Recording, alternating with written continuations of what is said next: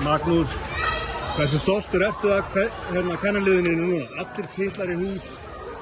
Hvað hefur eiginlega að segja eftir?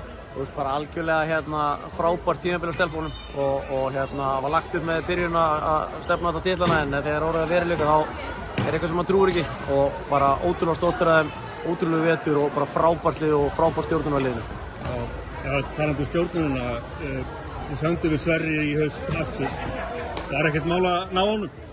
Sko, út á gólfið? Það var eiginlega bara, það var mjög flókið og þú þurftir eiginlega að spyrja hann út í það, en jú, það var mjög flókið, en það var hann fekk liðið í hendurnar og fekk stelpu til sig sem hann vildi þjálfa og vera með í liðinu í vetur og árangurinn eftir því.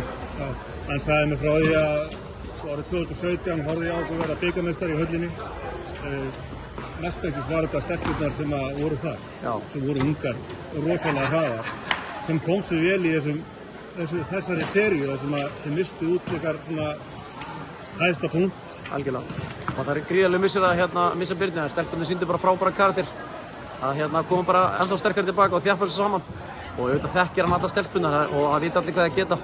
Og mér varst það bara algjörlega frábæri í alla vetur og það hefði verið komið eitthvað smá bakslag. Mér fannst það ekki eins og bakslag, mér fannst bara stjórnunni frábært og hrós á stjórnuna.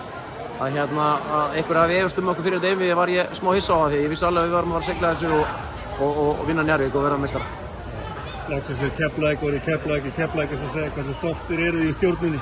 Við erum bara gríðarlega stoltir, við erum með frábært teymi, ótrúlega bara samstíga og frábæra þjálfara báða megin. Svo erum við bara með frábært lið og auðvitað er þetta liðið sem býr þetta til, og svo skemmir ekki fyrir þegar það er svona stemning í bænum eins og það búið að vera síðustu leikinn með okkur. Glæsilegt, takk fyrir og bara takk hérlega.